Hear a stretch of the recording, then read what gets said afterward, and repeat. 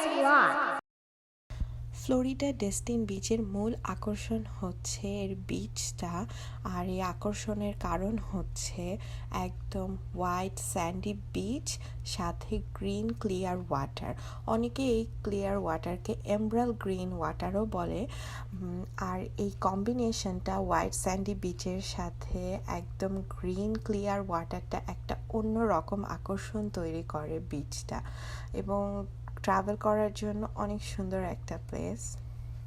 এটা এমন একটা প্লেস, এখানে একটা পারফেক্ট ভ্যাকেশন করা যাবে এবং অনেক রিল্যাক্সিং একটা সময় কাটানো যাবে।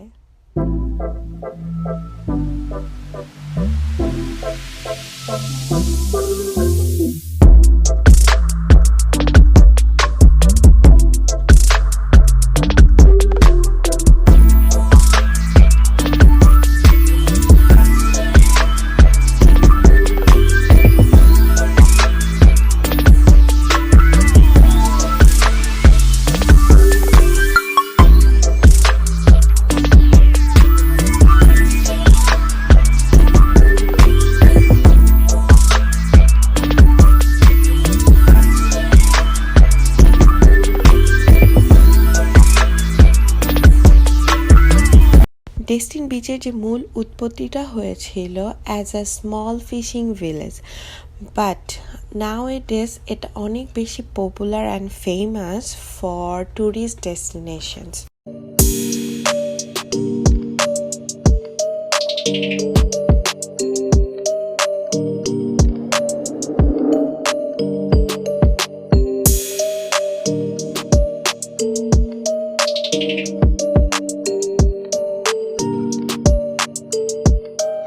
বেশ খানিকটা সময় সমুদ্রে স্পেন্ড করার পর আমি নোটিস করলাম যে অনেক বিউটিফুল সিশেলগুলা সমুদ্র ঢেউয়ের সাথে ভেসে আসছে। তো মানে শামুক ঝিনুকগুলো এত বেশি বিউটিফুল ছিল, আমি কিছু পিক করছিলাম। আর এই যে ছোট্ট ছোট্ট কিউট কিউট সিশেল আর জাবরান হচ্ছে খাচ্ছিল এবং এনজয় করছিল।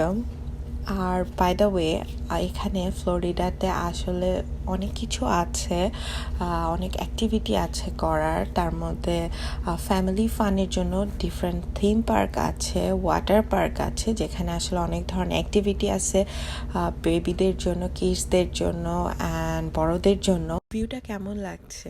অনেক সুন্দর না? সূর্য যখন আকাশ যায় ঢলি, আকাশ কুসুম কলি, এত সুন্দর ভিউ আমাকে একদম মুগ্ধ করে দিয়েছে।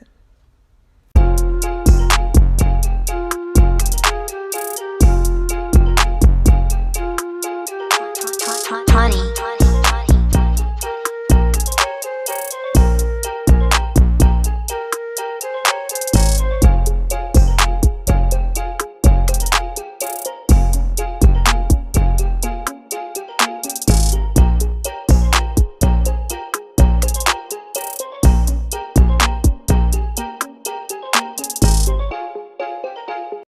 ডেস্টিন বিচে অ্যাডভেঞ্চার করার জন্য বেশ কিছু অপশান আছে, তার মধ্যে water sporting, golfing and so on.